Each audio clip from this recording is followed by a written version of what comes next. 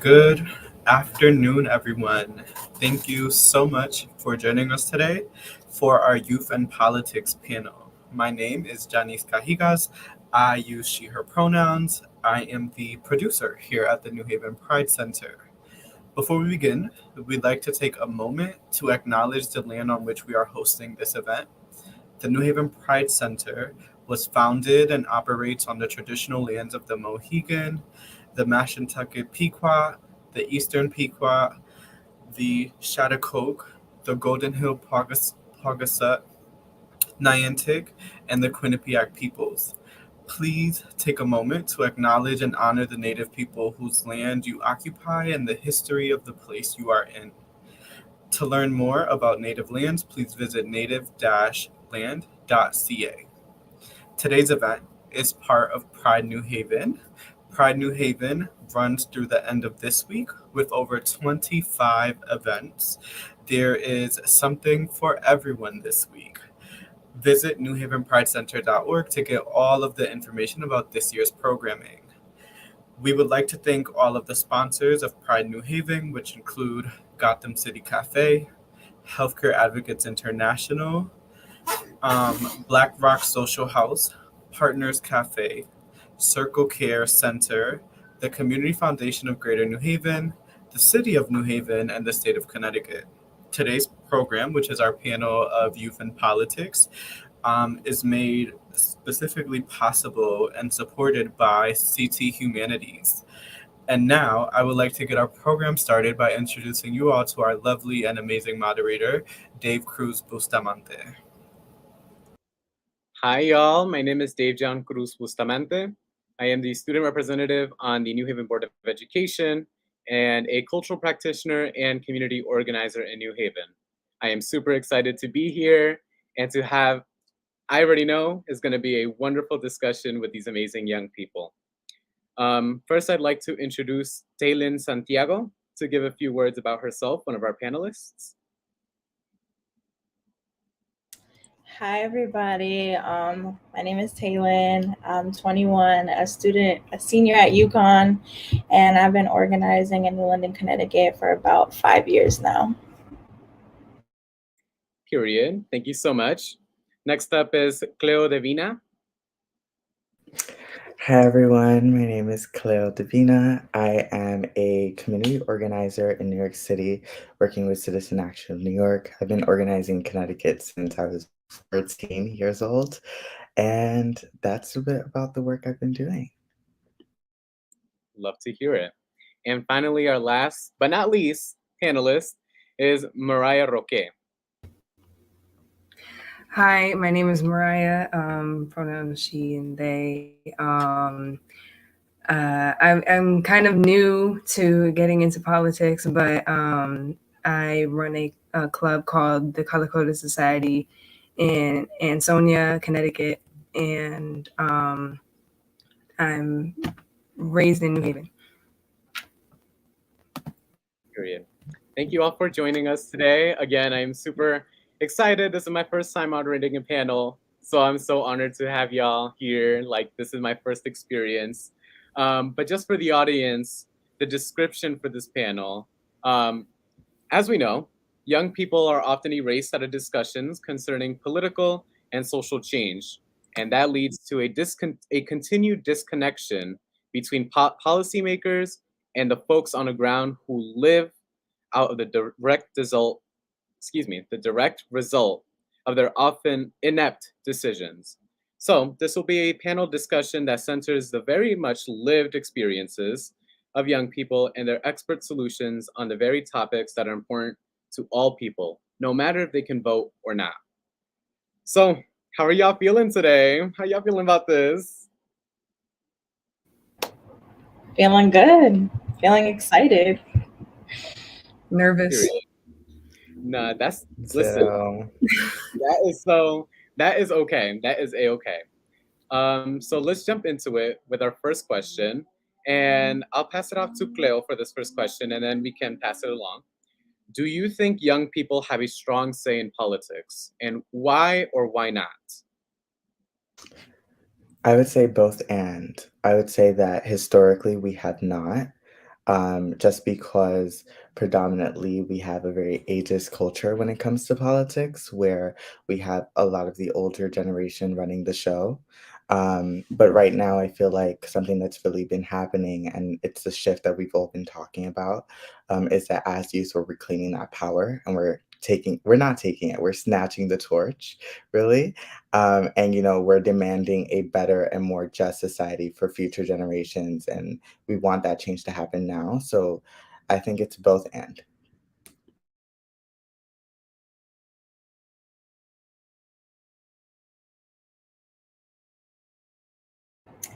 I could go. Um, yeah, like kind of to that. Like I feel like a lot of the times, like, kind of like what Cleo was saying, like, under 18, like you're not allowed to vote, you're not allowed to like really partake in like larger governmental like systems. But I feel like a lot of people are like paying attention at younger ages. Like I've had conversations with a lot of youth now who are like talking about elections and are interested in like what's really going on, especially like at the like more local level, like, oh, who's running for mayor, like who's doing this, and like they're caring about what these people are saying. So I feel like I definitely like can see like that shift in like a mindset. Like young people are really like trying to like pay attention because we're all realizing like how much it matters and like how much it affects us as young people.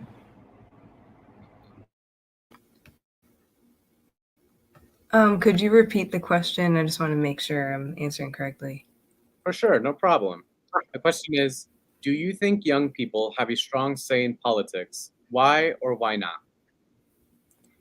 I feel like we as young people do have a strong say in politics, simply because, with our parents growing up in a whole different generation, we've learned what to do and what not to do. And so, us as young people, we need to elevate our voices and make sure that, like, as everyone it says, like, we don't repeat the same mistakes. And so, us as young people, like getting into politics now, will definitely help elevate the next generation as well. And in politics, like as Cleo was saying, how we oh my god. But either way, just sum it all up, yes. Thank you so much. Cleo, I know you mentioned something about ageism, right? It seems like all of y'all mentioned that yes and no, right? Like when we're talking about institutions like voting, elections, public offices, what we usually think of as politics, establishment politics, we're not able to participate. And there's also the movement work that y'all are talking about, right? Like the activists, the community organizers. So, yes, but Cleo, in what ways do you think, first of all, what is ageism and how does that show up in these institutional spaces, but maybe even the movement spaces?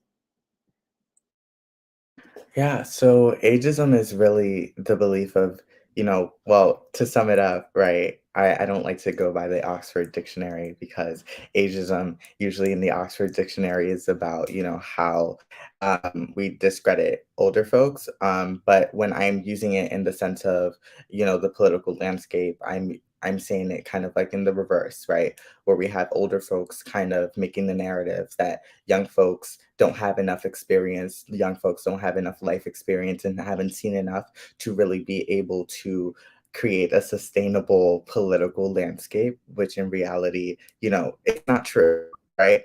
I feel like as Black and Brown youth, especially Black and Brown queer youth, we have so much life experience that I can account for probably 60 years already, right? I'm at a point where I'm like, I want to retire. Um, and so I think that, when we're shifting into like movement work, the narrative is, well, you're too young. How can I take you serious, right? Well, is this just a small little dream that you guys as teenagers have? Is this just a little rebellion phase? Um, and sadly to say it, it's not. It's like my whole entire life. As someone that is now organizing full time as a community organizer, I'm constantly put in spaces where the idea of am I being taken seriously is constantly brought into question, because in movement work, we have folks that have been doing this work for 30, 40, 20 years, right? And that's amazing. But at the same time, they don't give space for the youth to come in and, start making that movement, start making that pathway into, what the changes that we feel is most important. Thank you so much for that. And similar to that, I really love that, especially the rebellious, teenage rebellion, right? And it's interesting because I just finished a book. I literally fangirl over this book every time, Pedagogy of the Oppressed. And it mentions how like teenagers aren't naturally rebellious. It's just that we are the systems of oppression that exist in the world we see in our schools, in our family. So of course we're going to rebel against that because we're really rebelling against society.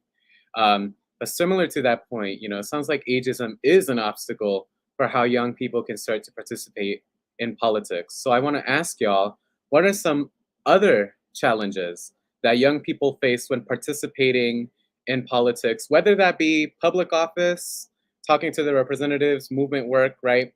And providing their feedback and ideas to the world. What other challenges do young people face in that? And I'm gonna let that marinate, and I'll just let y'all unmute whenever you want to answer that.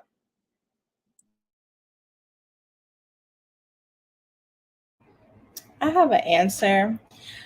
So one thing that I've noticed and even I've dealt with in my life is like the fear of like not knowing enough, or not knowing enough like textbook wise. Like I feel like I've learned throughout the years that my experience is enough, and like I know what I know through experience, and it doesn't necessarily, I don't have to like learn it all in a book, because a lot of the times it's not taught.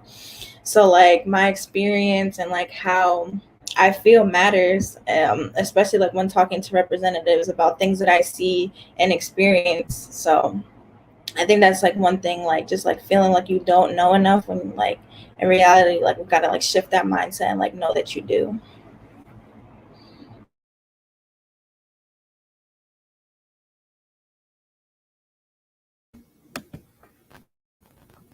I was going to say that one of the struggles I think that um, can appear is getting other young people to care. And I say this because during the time where a lot of the Black Lives Matter protests were happening, you know, I decided to take a stand, against like racism, police brutality and stuff like that. But it seemed like a lot of the other kids that I would try to talk to and have these conversations with, because I was really interested in this kind of stuff. And even some of the adults, they're just like, well, why do you care so much? And why should I care? And stuff like that. And like even in conversations with my family, when trying to explain to them this is an issue, and it doesn't just affect Black people, it affects us too. Like police brutality happens to Latinos too. And they just didn't seem like they wanted to care, because they thought that it was just a Black people issue and not a collective issue. As I don't know how to tie it up.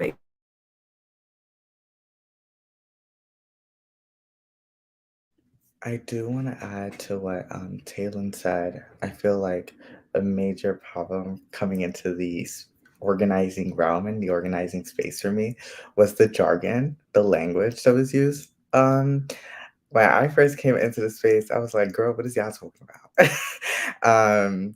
Where I like doubted my abilities and my capabilities to, talk about the changes that I want to be made and the impact that I want to be implemented, because I felt that the way I was speaking wasn't intellectual enough for the adults in the room to understand, right? And not only just language, but I think also I feel like a big problem with youth and us, coming into the movement is that we're left to clean up everything. We're left to fix everything for everyone who was before us that didn't make the changes that need to be brought about, right? We're left to break that generational trauma, break those, you know, those systems of oppression that have been long instilled amongst us, especially coming from a Black and brown family, where the idea is go to college, get a good paying job, do something, make a name for yourself, blah, blah, blah, move on. But, that isn't enough, right? That isn't all that there is to this life. And that's not all that I want out of this life either. And so I think that a big problem for us youth is really navigating how to, say, we can't fix everything, right? You can't put everything onto us. And ooh, like y'all just keep making points. I'm sorry. I have two main questions. Um, One that Cleo you kind of gave me, and it's like, and this is a question for everyone on the panel. Pero why isn't that enough? Why isn't going to university, getting a prestigious job, getting a well-paying job? Why is that not enough? Why is that not our goal? I guess you could say. Why? What are we asking for? Why do we need anything more?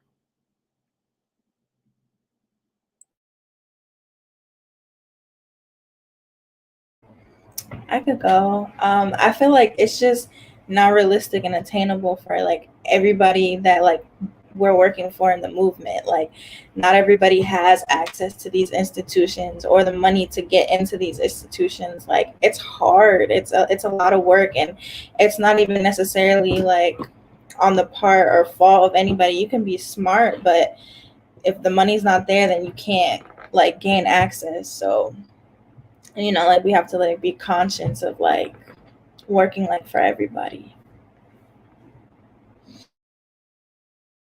Yeah, I would also add that it's not enough because, you know, I know people who have, the big titles or like, the degree, right? And the paying job.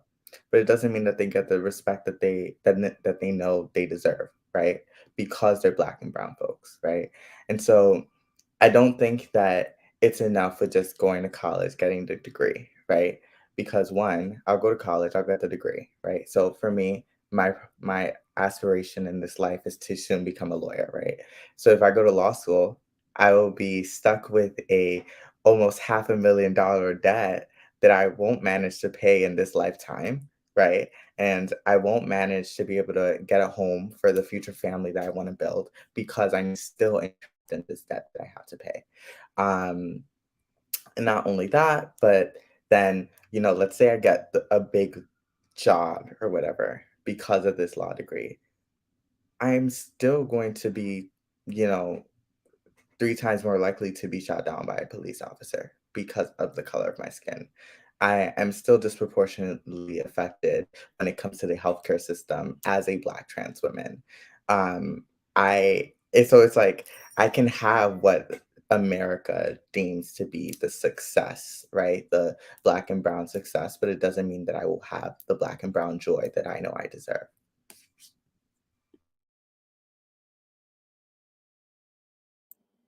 Mm, mm, mm. Okay. All right. Thank y'all so much for those answers. Mariah will be right back. She's just having some connection issues. But similar to the second question that I asked about what obstacles young people face when trying to participate in politics, y'all brought up this, this is the feeling of not being enough, the feeling of being inferior, of not having, like you said, Taylin, enough textbook knowledge, so real. And also Cleo bringing up jargon, right? We as community workers, we kind of gatekeep that, right? It's very difficult for people who are new to the space to really get familiar with the language. So, what can be done to transform these obstacles, to make them not obstacles anymore, so that more young people can participate in public office, in institutional politics, and in movement work?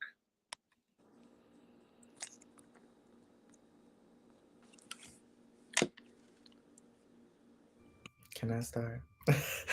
um, well, first off, lower the voting age. I know that when I was 16, when I was 17, and Bernie Sanders was running for president, I knew who I wanted to vote for then. And it wasn't just me being dumb. It was me, I wanted to vote for a new America, right? And so I think as lower it to maybe 16, 17, we know who we voting for. We know, if anything, I feel like I tend to know better of the people I want to put in public office than my mother. um, and it's because as youth, we tend to not want to vote for the establishment, for the folks that have been constantly voted in and have done nothing whatsoever to bring about change. Um, Two, why do I need to be like 30 to run for Congress? Why can't I be 20? Right?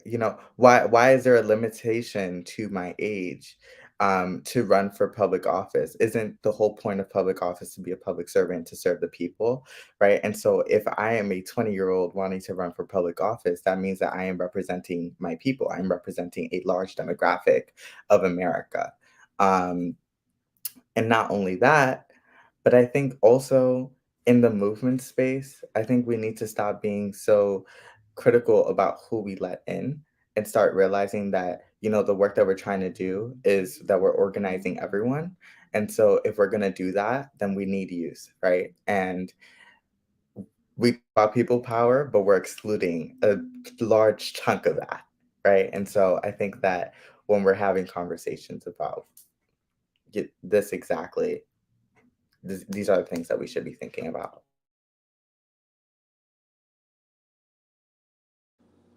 I was gonna say, and sorry for the connection issues, but so what I was gonna say was that I feel like adults should encourage younger people to get into politics, and whether it not just be, you know, oh well, this person is good, this person is bad. Like, have your kids develop their own set of ideas, and if you guys ever have like some type of debate or anything, even if like, let's just say, because there are a lot of people that have like, let's just say Republican parents, but they're like Democrat, like even if you have like these debates on certain topics, you should let your kid know that it's okay for you to go and talk to them, because if you don't, then they're not going to feel confident to get into these spaces and do like, what we're doing right now. Like, it's just, I feel like most of the encouragement comes from home rather than just, building it up, this confidence by yourself.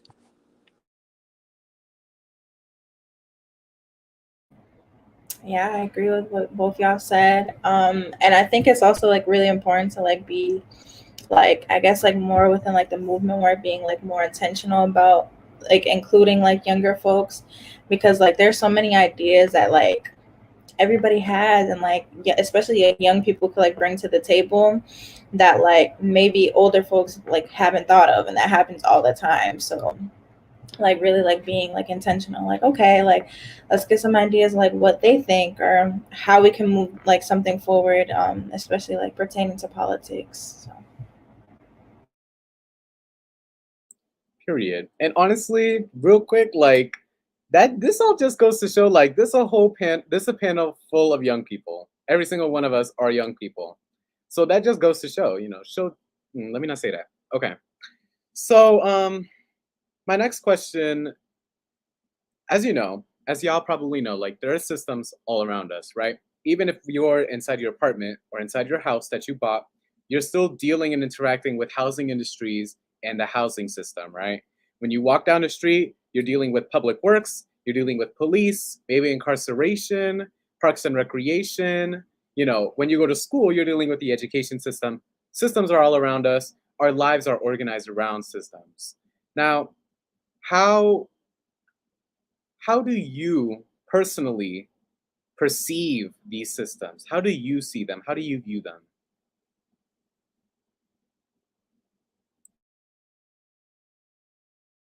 Taylor got something to say.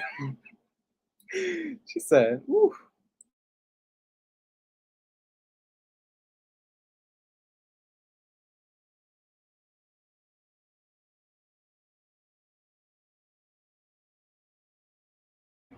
I view them as shitty. Even at like this research one institution that I go to, like on a daily basis, I feel like I have to tiptoe around other people's emotions and, you know, these institutions of whiteness and all these white people um, that like in ways like I'm trying to like fight against, you know, like a lot of the times I don't agree with a lot of my peers here or like have debates in class about like whether or not racism still exists in America. Like it's really like a lot to be around so many people that are kind of like in ways like going against your entire life. You know, as a Black young woman in America, like it's just it can be a lot at times, especially like, you know, going to a PWI. So it can be really shitty at times, like really and honestly. And really quick, what's a PWI? A predominantly white institution. Thank you.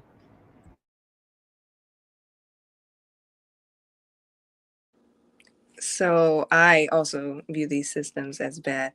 And I just wanted to add on to what Taylor was saying.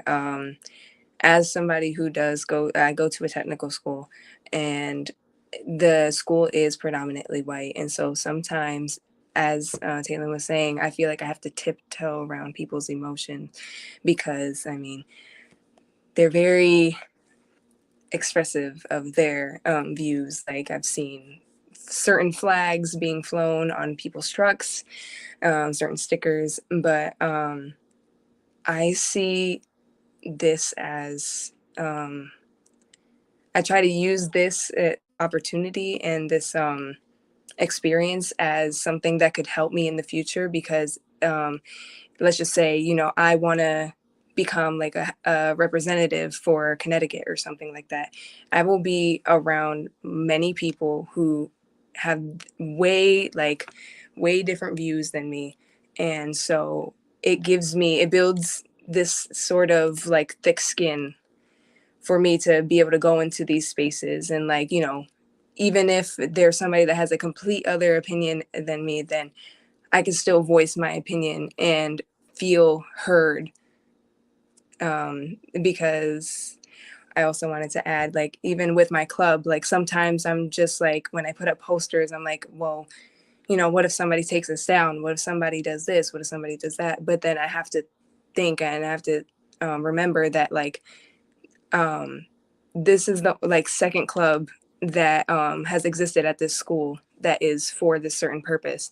And if I don't push through, then the next club that is for also this purpose won't feel the need to push as much. And so I think that it's important that, like, we push and push, and like even when I feel threatened sometimes, um, I just feel like I have the need to keep on going.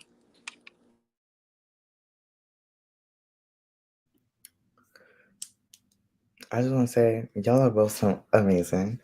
Um, and are very right. The systems are shitty. I'm gonna say something a bit controversial to the people who are non-BIPOC. These systems are inherently racist. um, so I think that, you know, when asking the questions about what we think about these institutions and how we perceive them, I'm always going to see them as completely terrible, right? And so not only just because of right now how they're currently affecting Black and brown folks, but how they've predominantly shown to not give a single flying, you know, I'm gonna keep it PG just in case, because, you know, this is a youth and politics panel. Um, but about Black and brown folks since the inception, right? America was created on the bodies. Now, I'm not gonna say the backs, on the bodies of Black and brown people. Um, People of my color, people of my experience have died because, you know, of just a very inherently racist, transphobic, homophobic, all the isms and everything that this country has been founded on, right? And so I think that the fact that we have all these systems to keep this nation all put together, it just shows how fragile it is, right? So if we need all these 1,025 different things and names for all these 25 different things and institutions, it just goes to show how I could just flick one, all of a sudden America's crumbling down, right? We have inflation right now that's running the politicians running scared. Oh my God, they shaking in their boots. And so it just goes to show how we have all these systems that, were created to be so intricate, right? And so diabolical, really. And honestly, as youth, we scared the fuck out of them. Oh, I shouldn't have cursed, but we scared them, right? Because we want to get rid of these systems because we know how bad they are. And so I think that forget asking that question. I think we need to ask these people what they think, right? These people who work in these systems, what they think about these systems. Because if you love it so damn bad, you got to have a reason. Yeah, I love how y'all are really keeping it real, right? Not trying to mince words at all. Like these systems are shitty, period. I think in general, right, as community organizers, community workers, cultural workers, we kind of naturally take on a critical theory approach to the law, to systems, right? So we recognize that the law in these systems, even though in the books it might not say Black people are not allowed to live in this neighborhood, in practice, the way law is applied, it's a much different story, right? But also recognizing in the schools that we are educated in, I remember before, I was in middle school, like learning all this terminology, we're taught to learn that the law is objective, right? We just got to follow it to the T. That's what they say, right? And we're not taught to recognize how whiteness and colonialism, capitalism, racism, homophobia, all, again, like Leo said, all the isms show up in these systems, right? So Talon, excuse me, it's also related to your point, but what are some of the ways you perceive whiteness? How does whiteness, first of all, how do we better recognize whiteness? This is a question for the panel. How do we recognize and call out whiteness? How does that manifest in our politics and in our systems? Because it needs to be an honest conversation. I feel like, a lot of people who are in politics often mince words and never talk about it, but whiteness is everywhere in these systems and in these systems of power. So how do y'all, like I said, how do we better recognize it and how do we better deconstruct it, basically?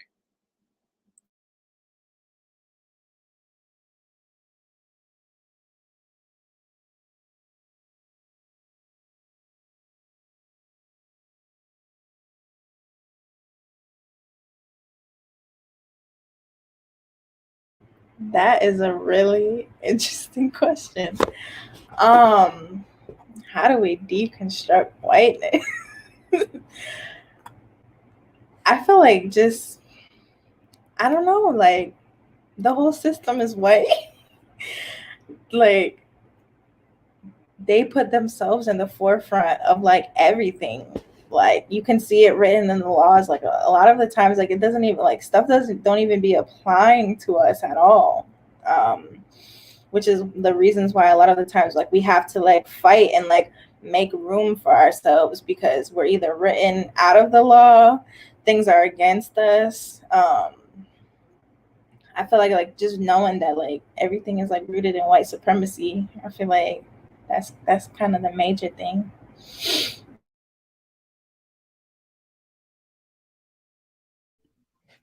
I think it truly starts with white people acknowledging their privilege. Um, to be completely honest, that's where it starts, right? We always talk about, white privilege and, whiteness being at the very like forefront and the creation of these very oppressive systems. Um, but we have so many white people in our movement spaces who won't take accountability for their privilege, right? And so it isn't to say, become a white savior and, start crying out at the top of your lungs. No, but it is also to start with acknowledging that as white folks, white people have privilege in this country, and they need to start with acknowledging that within themselves, right? And also start acknowledging that you need to, as white folks, y'all need to take a step back, especially in our movement work, take a step back and center Black and Brown voices, center Black and Brown people, right? Um, because this continues to, you know, create those systems and to fuel these systems, right? We have the nonprofit industrial complex, right? That's led by predominantly white folks, right? And so we're all working in them, right? And it's no shade. They got the money. So we gonna do what we gotta do for the money, right? But white folks need to take a step back and center Black and Brown experience, Black and Brown stories, right? Because if we're doing this work to create, you know, like someone commented, a generation of cultural accountability, right? That's where we start, right? We start by taking accountability for where we went wrong, and then taking a step back and saying, okay, so now as Black and Brown folks, we're going to hear what you're saying and we're going to take into action what it is that you want us to bring about, right? Because many white folks will be like, yes, I want to listen to Black and Brown voices, but when it comes to actually doing the dirty work and when it comes to going out for the protests, they don't show up. White folks want to be a part of the cookout, but they don't want to be a part of the protest. They don't want to be a part of the movement. And that's where, if you want to be a part of the cookout and you want to enjoy my mother's Rasta pasta, you need to show up. You need to show up for us. And that's where also, as Black and Brown folks, we need to take accountability and realize that we aren't calling these people out, that we're sharing spaces with these people, but we're not telling them, you want to be a part of our spaces and you want to, you know, claim to be woke, show that, right? Take action, take accountability. As a person that has white privilege, you could say whatever you want in them streets and advocate for us, and you will not be arrested to the full extent of the law as I will. So go ahead and go do the dirty work. Let me just be in the back sitting pretty. Right? So I think that's what we need to do. That's what we need to start with. To be honest, Cleo just said it all. Like everything that was on my mind, like, and she got it to a T. I just wanted to add just a little bit, like, I forgot the exact words that Cleo said, but how a lot of, like, in the queer spaces, like a lot of, specifically, I would like to say, white gay men like to just try to act like they like, well, I'm gay, so, you know, I don't have a part in this, like, you know, I can't be racist, or like, you know, I can't be a part of this oppression because I'm a man. But still, like, before you're gay, you're white. So as somebody who has been literally like put as like the icon of these movements, even though you're not, it's just like you need to recognize the people that actually fight for your right to exist. And how else do I add to this? It's just, as Cleo said, like, you know, giving people the voice, giving people, Black and Brown people, the space to recognize all of these things that happen inside of our community that it seems like nobody wants to talk about. Specifically, the white gay community doesn't want to talk about it because they want to see it as, you know, just because they're gay, they don't have privilege. But that's not the case. So, yeah. Thank y'all so much. And with that, you know, recognizing we don't want to coddle white folks or whiteness, because also recognizing a lot of folks of color also internalize whiteness within themselves, right? Domestication, oppression, urgency. So with that, how do we decenter whiteness, right? That domestication, colonialism, coddling. How do we decenter that? And how do we, first of all, make the systems around us better? And how do we force it to make space for Black and Brown joy and freedom?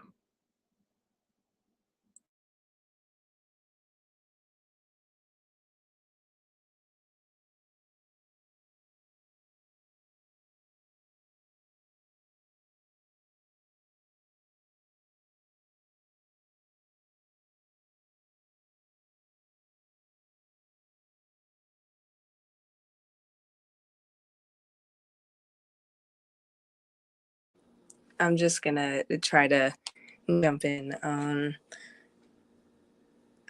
I like personally, I don't really have a specific answer to this question, but I feel like it just takes a lot of unlearning, and because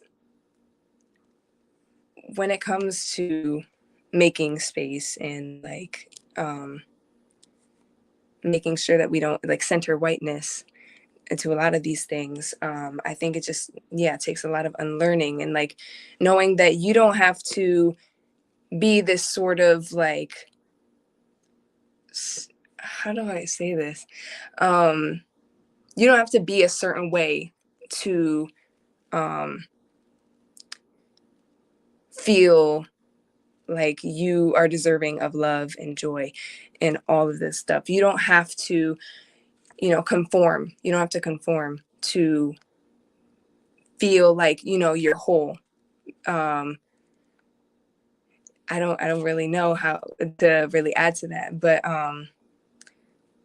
just a lot of unlearning and just like learning to love yourself and to embrace what you have.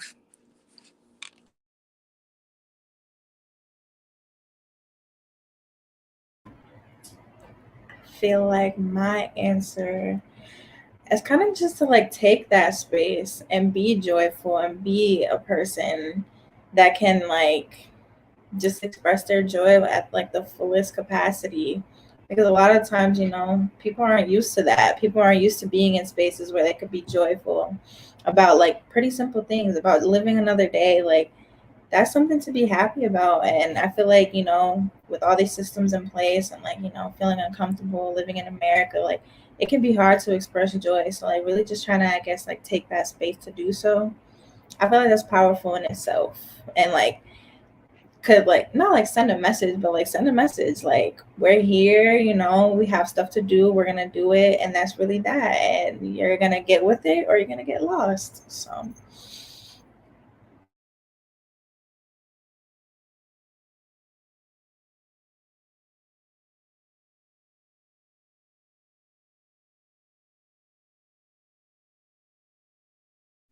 I've got nothing to add. Go ahead. They chewed it up. Got it. Thank you, y'all. So next, what gears are turning? What issues? I know this is kind of related to the systems question, pero like thinking about the lives of young people, like right, what are the issues, the concerns, the worries that young people today face, and how would that change, if at all, if young people could vote?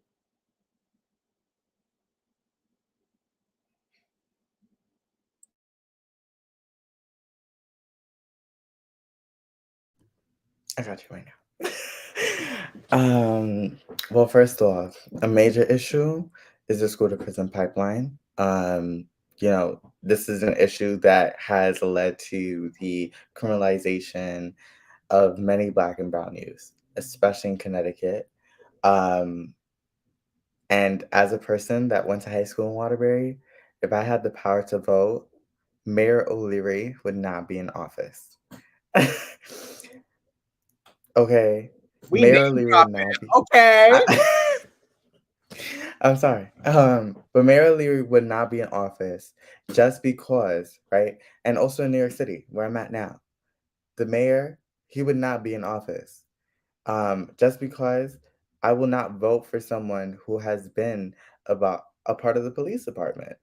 And Mayor O'Leary was a former, what's that thing called? I think it's like the it's like police chief or something like that. It's like the very big position.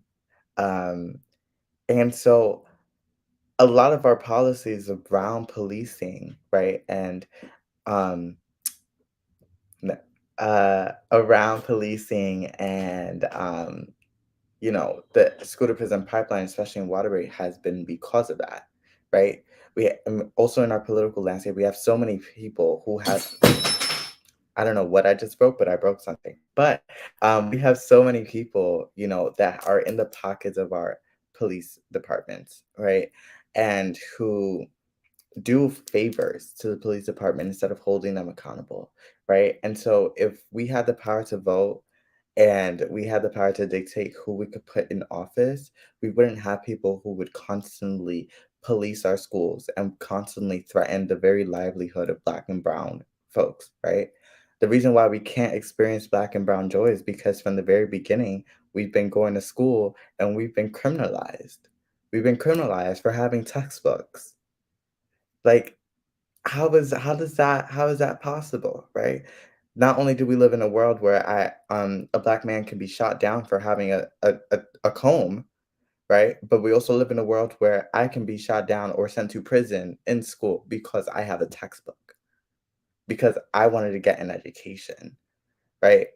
And so that's where I feel like, for me, I feel like it all starts.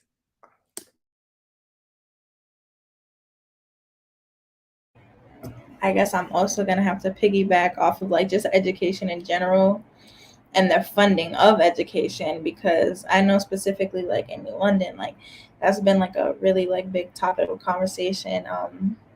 They defund education like almost every year, and like the budget's getting smaller and smaller, and like there's so many kids like that want to go to school or want to further their education and higher education, and some don't, and like want to like pursue other paths, but like it's hard when you have like little or no options to even get through high school in your own town. So like that's one thing that I like, better budgets for education would be my answer. Could you repeat the question again? My bad. No worries. The question was, what are some of the problems that the youth of today face, and how would that change, if at all, if young people could vote? Okay, so I might not have the correct words to answer this question, but I feel like see, now the question just flew out of my head again. I'm sorry. But I feel like one issue that I feel can be changed by the youth is the issue of a lot of trans youth feels like they cannot be their authentic selves in school. Like I just started school last week, and I've been seeing that like a lot of change, a lot of progress has happened. Like they ask if you have a preferred name that you would like on papers, your preferred pronouns. But I feel like sometimes it doesn't go far enough to achieve like socially transitioning, and sometimes I feel like there's like this little gap that doesn't help protect kids that who are transitioning socially, and their parents don't know because they're not accepting. I feel like there could maybe be a way that the youth, if we were able to vote, we could create this change that could help a lot of trans youth feel safer at school, because school is like a second home. School is supposed to be, a place where, you're there for like 6 hours. And so you should feel able to be your authentic self. And I feel like if youth were able to vote, I feel like more stuff that would actually help people feel accepted and safe would be enacted. Yeah. Thank you so much, Mariah, and everyone. So, okay. It sounds like, the general consensus is that voting would generally help us, make lives better for young people. So, what would y'all say to the abolitionist school of thought, for example? Abolitionists who believe that the whole system is rotten. We can't reform it, by making people vote and stuff like that. It just has to be burned to the ground and we need to start all over. What are your thoughts on abolition? And does that go along with youth being able to vote and having their voices in politics? Let me know if that question was discombobulated. It just came out of my mind. So if you need clarification, let me know.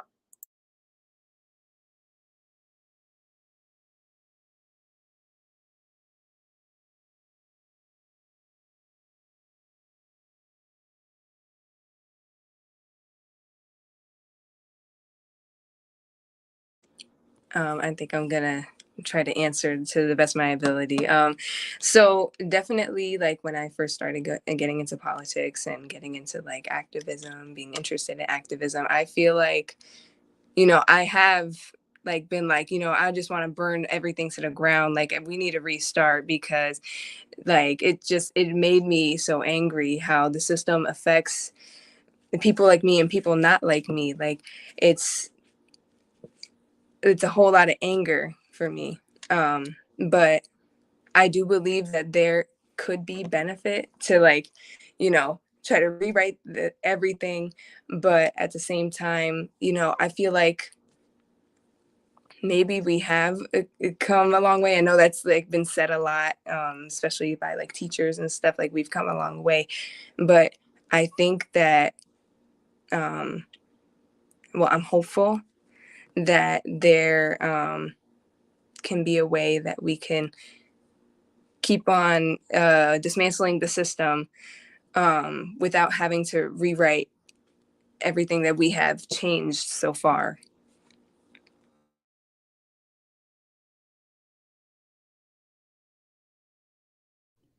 Yeah, I come from an abolitionist background. I will advocate for the ending of the systems. I will advocate for burning it all down. But I also know that as an organizer, it is my job to meet people where they are at. And so I know that many people my age, as soon as I mention burning down the system, we lit. We like, yeah, let's do it. Right. But I also know that when we're talking about change that can happen right now, because the abolitionist ideology, this is something that we're working towards, right? In the long term. This is the North Star that we like to call. This is our long-term goal, right? And so this is what I'm going to be fighting for, right? But if maybe I can maybe get a couple more socialists into office, maybe that can help me out, right? And so, which is like kind of like where my mindset has been right now, where I'm just like, if I can get a couple people into office that maybe think like me, that'd be fab.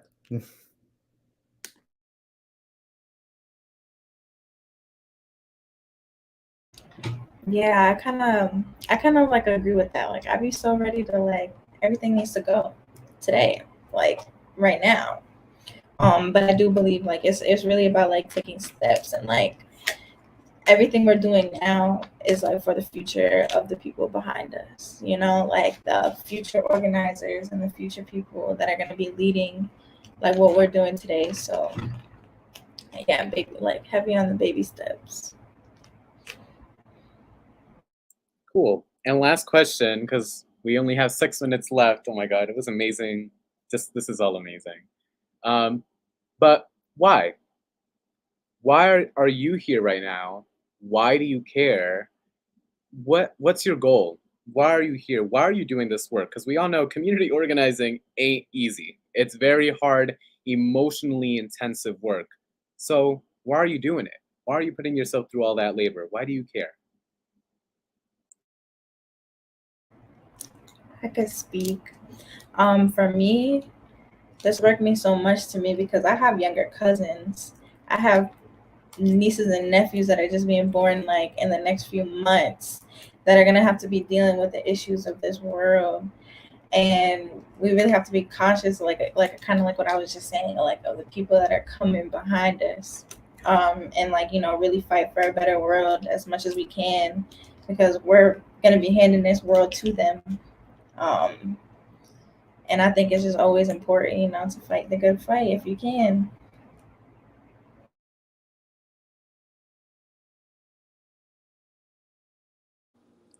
I feel like the reason why I care so much is because of the background that I have with a lot of strong Latina women, and like seeing how um, a lot of them, to be honest, didn't really seem like they could speak. Like they it felt like, you know, well, I want this to change, but I don't really think it is, so I'm just gonna leave it like that. Um, but I feel like it's because of my family, and especially what drives me most is the people, my people, us as people, like, and specifically what it got me into politics was learning more about my country, Puerto Rico, and like um learning about the fight for independence. And like what I'm hoping is that, you know, if I can help out here, then I can help out over there. And at some point in my life, I can go over there and like help out my people in the best way that I can, and the best way that I've learned in the States. And, you know, help out even the older generations that are still with us, and the younger generations of a generation of Puerto Ricans that are going to come into the world. Either they're going to stay on the island or, you know, come to the US. And I just want my people to be free from this whole um, American control. Yeah.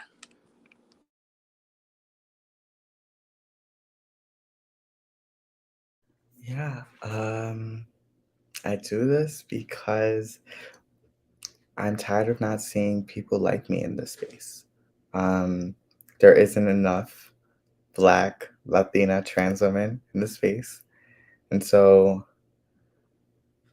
when I came into this, I was like, I want to make change and I want to be happy. I want to bring it fast. But as all organizers know, that your reason changes as you grow and as you evolve. And my reason now is because there isn't enough people like me. There isn't enough people standing up for what they believe in. There isn't enough people willing to say, these are my colors. This is who I am. Right. And I'm proud of that. You know, in the theme of pride, I am prideful of that. Right. And so that's really why I do this, why I decide to take up this space. Folks, that is Taylen Santiago, Cleo Divina, and Mariah Roque for the Youth and Politics panel. Thank you all so much. Just, like, I was so nervous, but honestly, I feel like we killed it. Y'all really did the show. Like, I just really appreciate you. I'm in awe. It's so inspiring to see. Ugh, just to see y'all. I'm getting all warm and gushy. That's nasty. All right. But thank you all so much. And I will pass it back to Janice. Thank you. Thank you so much to all of you for being here with us, to our amazing panelists and our amazing moderator. Thank you so much for being here. To all of you watching and those who will watch later, make sure to tune in tomorrow at noon for our next panel, which, if I'm not mistaken, will be.